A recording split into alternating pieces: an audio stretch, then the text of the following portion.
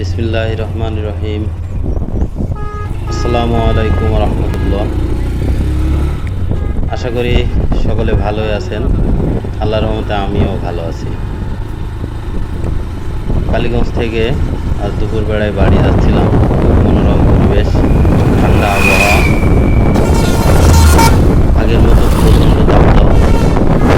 আমি আর রাফিদ যখন দুই ভাই বাড়ি যাচ্ছিলাম, তখন ভাইয়া বলছে, তুমি একটু জোরে টান দাও। আস্তে আস্তে চালাচ্ছে টান। টানাটা দিয়ে দেন মানে হ্যাঁ আসলে অল্প কষ্ট, গাড়িও এটা দিয়ে তো আসলে সেই টান দেওয়া সম্ভব না।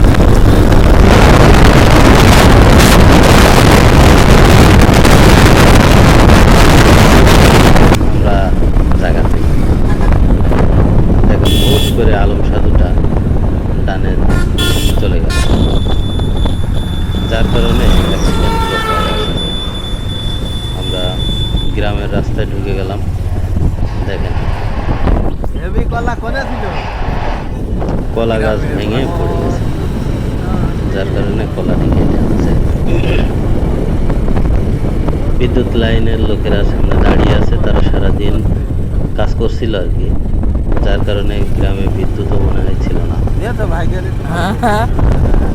আমরা সুন্দর একটা মনোরম পরিবেশে গ্রামের রাস্তায়